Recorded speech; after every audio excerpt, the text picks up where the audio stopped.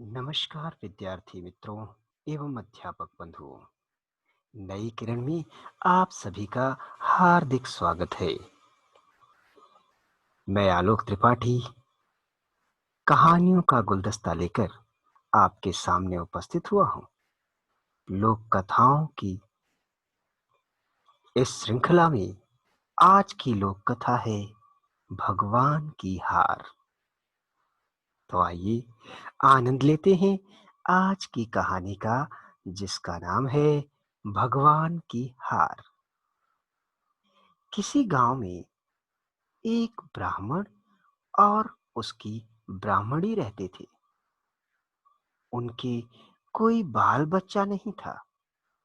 उन्होंने भगवान की बड़ी लगन से सेवा की, प्रार्थना की और तपस्या की।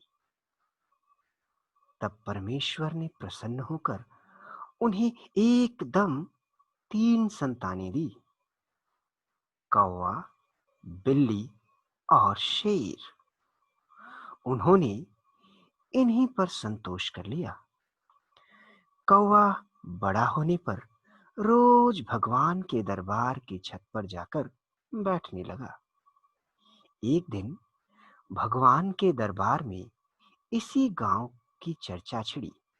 भगवान ने उस गांव में उस साल अकाल फैलाने का निश्चय किया।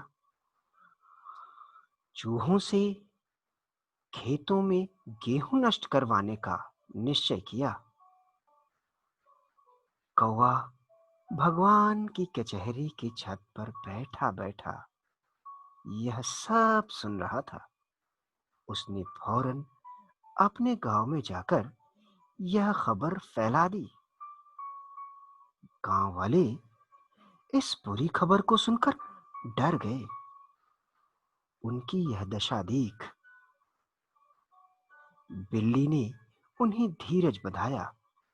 बोली, मेरे होते हुए आप लोगों को चूहों से डरने की क्या जरूरत। गांव वालों की हिम्मत बंधी।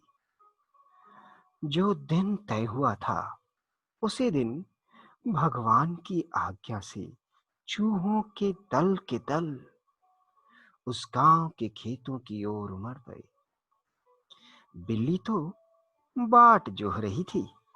उसने झपट कर कुछ को तो मार डाला, कुछ को घायल कर दिया। बचे खुचे चूहे जान लेकर भाग गए। गांव वाले आफत से बच गए।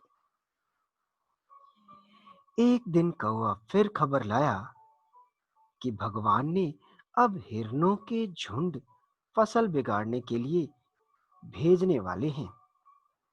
गांव वाले फिर घबरा गए। इस बार शेर ने उन्हें साहस बंधाया।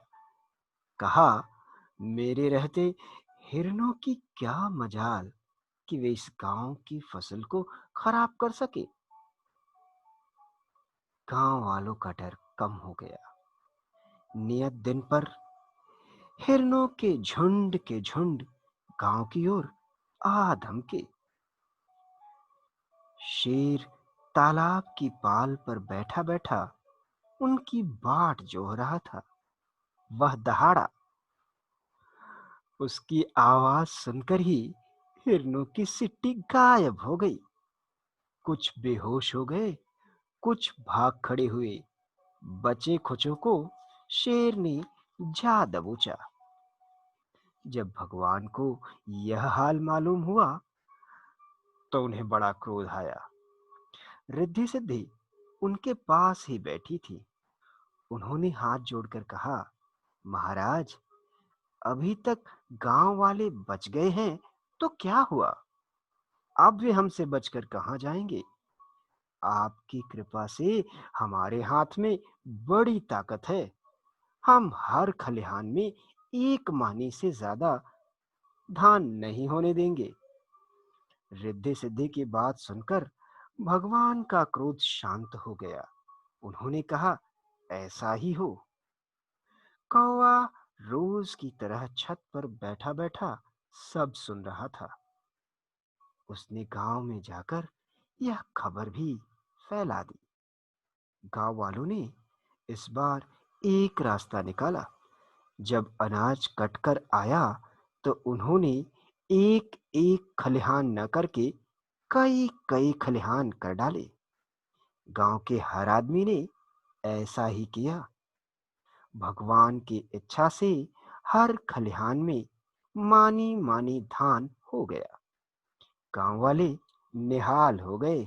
घर घर लड्डू बाटी बनने लगी। लोग अकाल का नाम ही भूल गए। रमते जोगी नारद ने जाकर भगवान को यह हाल सुनाया। भगवान ने उस गांव से हार मान ली। उस दिन से सब मौज से रहने लगे। तो दोस्तों, कैसी लगी आपको ये कहानी? इस कहानी में तो भगवान की भी हार हो गई। तो चलिए, फिर मुलाकात होगी एक दूसरी लोक कथा के साथ। तब तक के लिए अपने मित्र आलोक को इजाजत दीजिए। धन्यवाद।